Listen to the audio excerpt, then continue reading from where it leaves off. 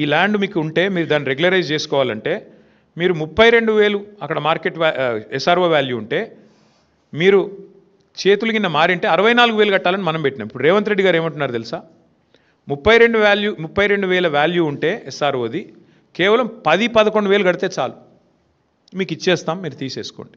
అంటే దీని వెనక ఉన్న కుంభకోణంలో ఇక్కడ మెయిన్ పాయింట్ ఏంటంటే, ఇవాళ ఒక ముఠా తిరుగుతుంది హైదరాబాద్లో. ఆ ముఠా సభ్యులు ఎవరెవరే అంటే ఏవి రెడ్డి, కొండల్ రెడ్డి, తిరుపతి రెడ్డి, కృష్ణారెడ్డి, వీళ్ళెవరో కాదు, అంతా ముఖ్యమంత్రి గారి బిజినెస్ పార్ట్నర్లు, ఆయన కుటుంబ సభ్యులు.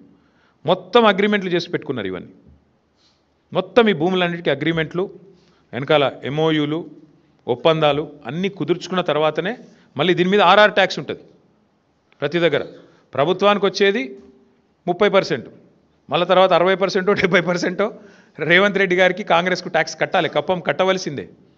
ఈ లెవెల్లో అంటే ఒక 4-5 లక్షల కోట్ల భూములకు వీళ్ళు పెట్టిన టెండర్ ఇది.